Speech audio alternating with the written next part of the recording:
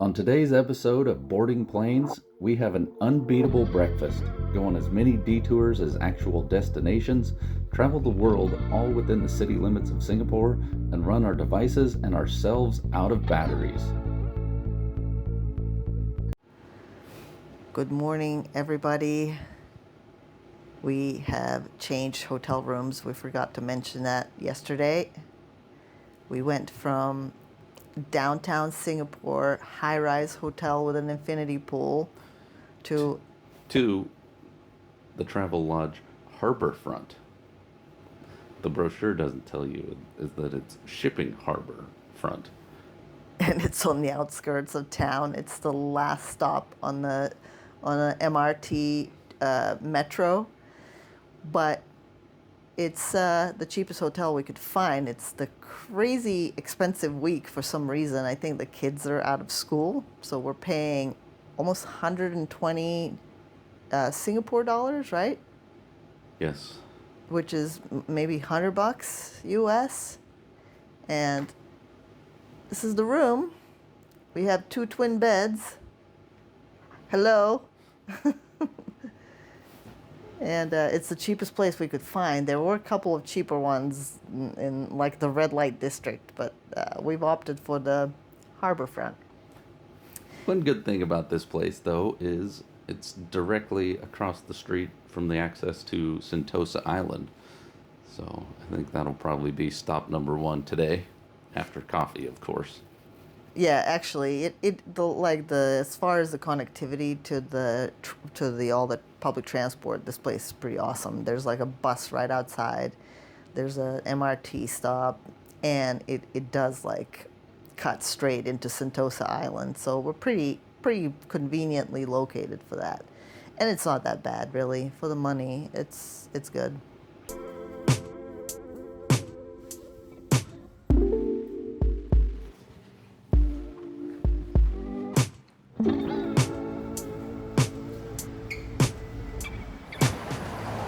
Man, the humidity in the tropical places just makes me start sweating as soon as I step out of the air-conditioned building. Yeah, it's very muggy, and of course it is the sunniest day we've had in 3. And we're gonna do the concrete jungle exploration today. It'll be a scorcher, and we gotta stay up all day to see the light show later at the marina. So it's gonna be a hot one. Be a sweaty mess by the end of the day. Yeah. So we'll see you somewhere for breakfast.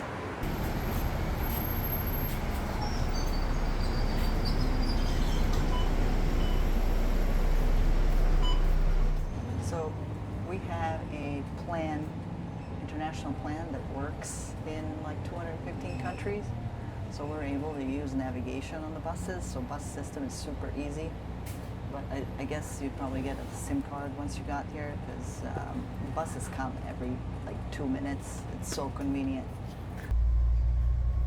Another thing about buses and public transportation in Singapore is that driving a car here is incredibly expensive, so it makes the roads really unoccupied and you can get to places very quickly on a bus.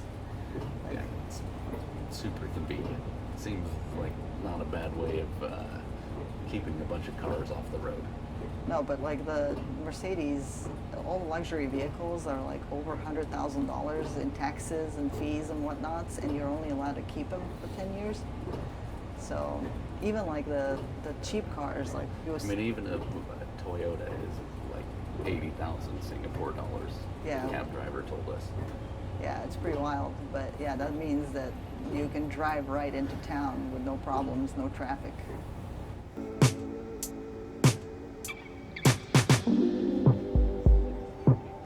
We've made it to Robertson Quay.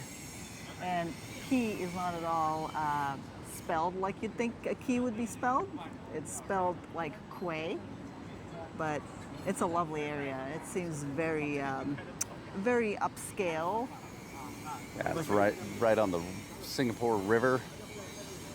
And there's a bunch of little coffee shops all along it, and a promenade where people are biking and hiking. And it definitely feels kind of ritzy. So we're gonna go have breakfast at Carrot sticks and cravings. Yeah, Okay. We'll let you know how it is. I'll show you here. That's it. How is it? It looks pretty, doesn't it?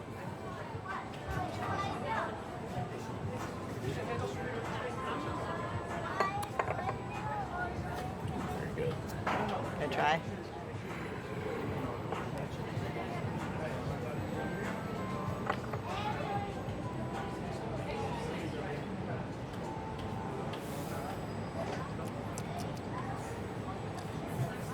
A little burnt.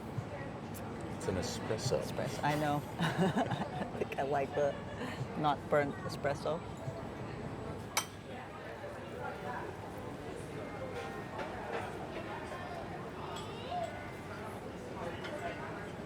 Can't complain about the most boring thing on the menu. Always. I was just about to add that. Let me try.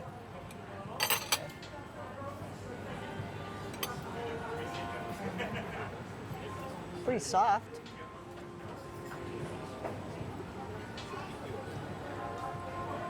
It's actually not that boring. This one's very soft, very freshly baked. The inside is kind of like very bready, like regular bread, and then it's like got little pockets of cinnamon. I like this one. You want to share? Get your own. Don't let your hippie food.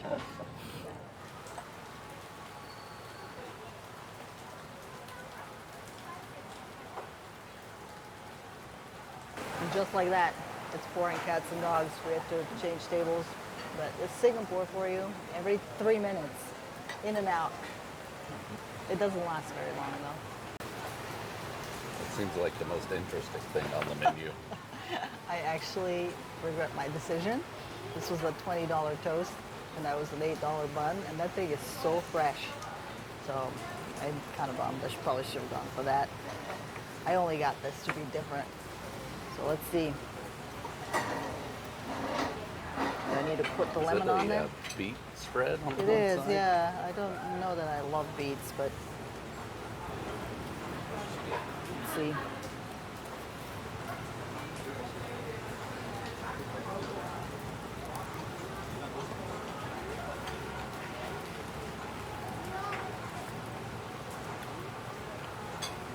Is that thing unbeatable?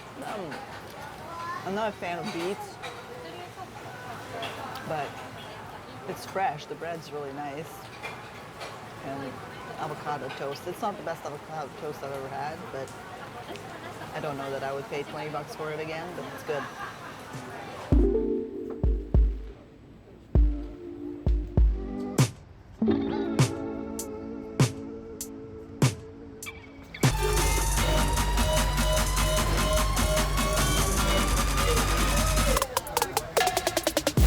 Impromptu detour to our tour today. We found the Fort Canning tree tunnel. And I don't know anything about it. I just know that that rain felt really refreshing. It's a hole in the ground, and it rained in it. And it was nice. We made a little detour. We're back at... But all we've done so far is detours. We've done a couple of detours, but we're back at the shopping center on Orchard Street. At, what's it called? Takashimaya? Takashimaya. We're in the basement. We were really full when we came here the other day, so we are now trying some things that we left behind. And first thing on the menu is durian chendol. Have you ever had durian? I have not, no. I've tried it once before, and I didn't think it was that bad. So it's been a long time. So I'm curious to see what all the fuss is about and why everyone's so against it. I kind of have a feeling I'd like it. Good luck. I'm gonna go find something boring to eat. Thank you. That's it. Here it is, the durian chendol in all its glory. I really don't know what this is. I've just seen other people eating it. It's got durian, it's got ice cream, it's got these Malaysian green starchy things. I don't know what they're called. And it's got like a black bean. So it's super random to have a bean in a dessert. I'm curious to see what it tastes like.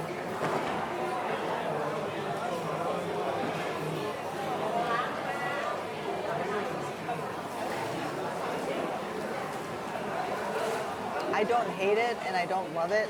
Durian is definitely not the predominant flavor here. Durian's like tastes kind of fruity. It's very sweet, but the bean is very, very potent. It tastes very beany. It tastes very vegetable-y, as opposed to, it takes it to a place that's not a dessert for me. And these green things,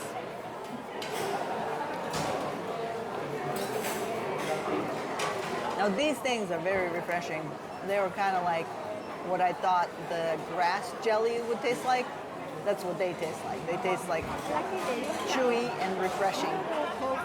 I'm curious to see what you think. Let's see here. This already is not looking like it's up my alley.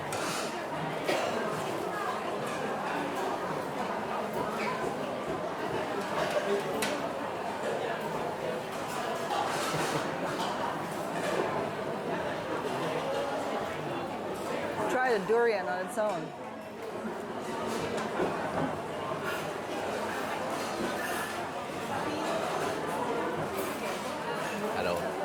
Not a fan.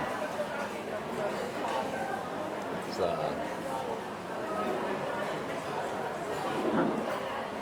so an explosion of flavors I've never tasted before. And I don't like it.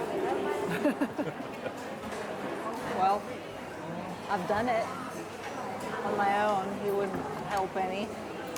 And I don't hate it.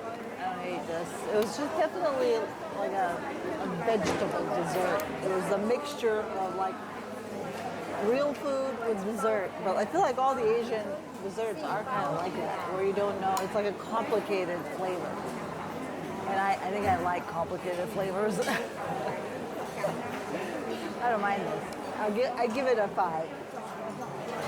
You? I'm going to give it a 0.5. No, thank you. Okay. Okay. Okay, thank you. Have a great day.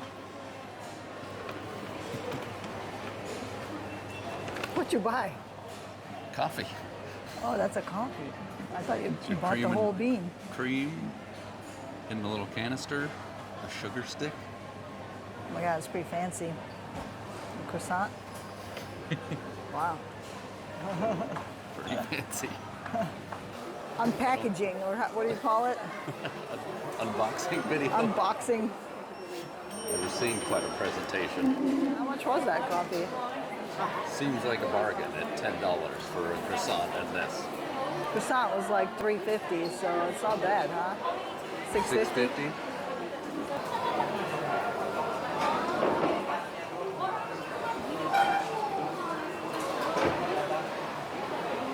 It's got that, it's almost got some grit to it, like the Turkish coffee. Yeah, isn't it? Like brewed in a cloth filter. In a sock.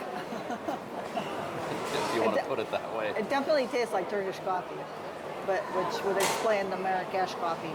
Look at this pistachio croissant. Let's see how it stacks up to Cedric Grolet. Oh my gosh, it's coming apart. Ah, so all came apart. It's definitely not as flaky as Cedric Grolet's. It was very difficult to pull apart, but it's got goodies inside, so. Oh, this tastes just like baklava. I didn't see that coming. Definitely a lot more baklava and a lot less croissant.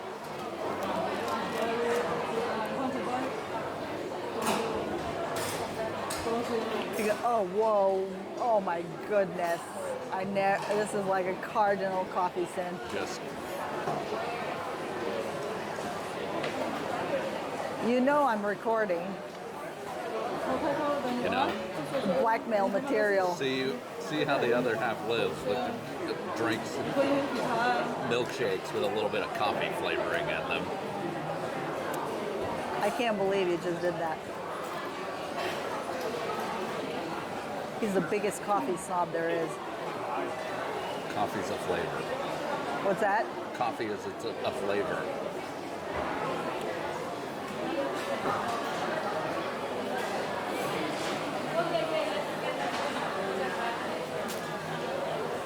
Did you ruin it? It's not so much a coffee anymore as it is a soft drink. Let's try the croissant. It's very sticky, like it's sweet.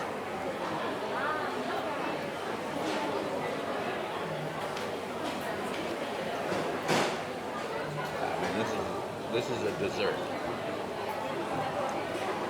The crap durian in a bowl is not a dessert. This is a dessert. Right?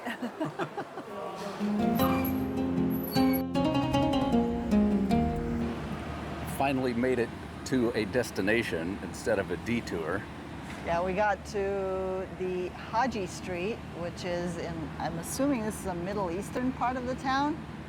And what's crazy to me is that we're on a trip around the world, but I feel like in Singapore we just went around the world. Doesn't it feel like it? I have never... Certainly a lot of cultures in this city. Just an explosion of every single culture there is on this planet, it feels like. And I know I keep saying that, but it's so bizarre to me that like 2 blocks apart, it's like 2 worlds apart. So we're gonna go explore Haji Street in just 1 minute.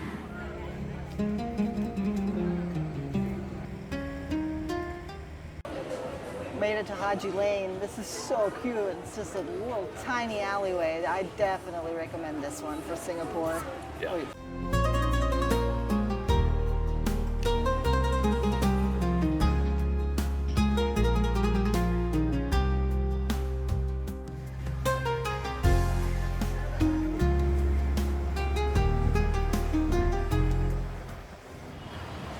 It was the end of the Haji Road. This is definitely one of those areas where it's cheap, and so the cool shops have moved in. Yeah, I know, right? It's about to get gentrified though, because it's definitely like a hipster alley. Lots of teenagers knowing about cool record stores and cool thrift stores, cool art shops. Yeah, this is top notch. It's kind of like Camden Town or like Takashita Dori in Tokyo. It's like very hipster and definitely worth a visit.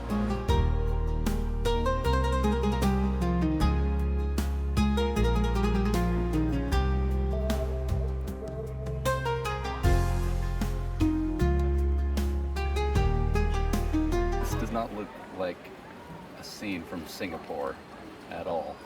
Except it does. This is precisely what I've been saying. Like we went around the world 3 times over in 3 days in Singapore without like in a kilometer circle. I know. Well, let's pack it up and go sit on the couch for the next 9 and 11 and a half months. I know, we've seen everything. This is wild. I'm so blown away by Singapore. I didn't know any of this existed. So it's just a crazy explosion of modern, million different cultures and languages, and it's so clean and green.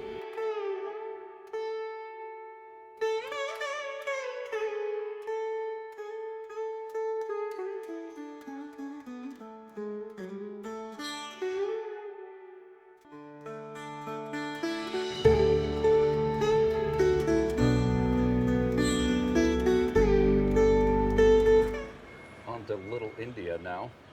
In 1 block, we've gone from the Arab Street to Madras Street, so we're making our way. World tour. We began the evening at one of the best attractions in Singapore, the Gardens by the Bay Cloud Forest. It has one of the world's tallest indoor waterfalls and rare species of plants from around the world. It was deserving of more footage and descriptions. However, at this point of the day, not only were our bodies failing, but so were the batteries on our equipment.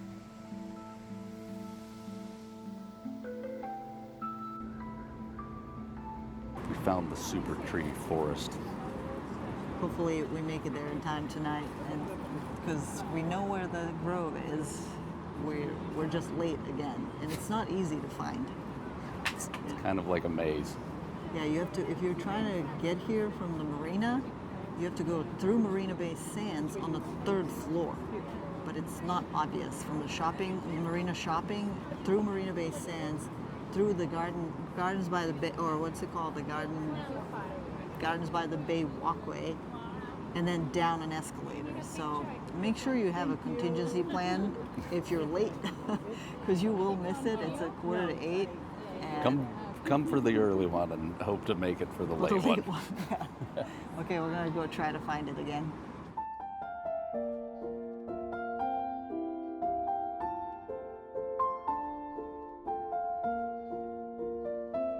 Okay, we found the trees and we're posted front and center. These are the famous Singapore Gardens by the Bay super grove of fake electronic trees, and they have lights here every night.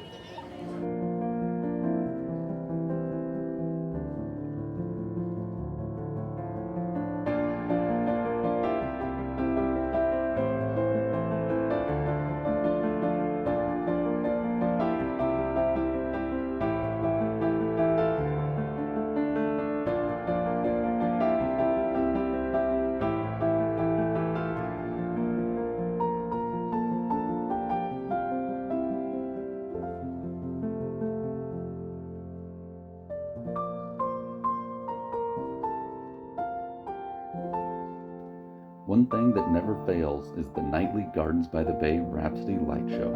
The Super Tree Grove Light Show left us mesmerized, but we had more futuristic dancing and singing to see at the nightly Marina Bay Spectra Light and Water Show, which was even more impressive.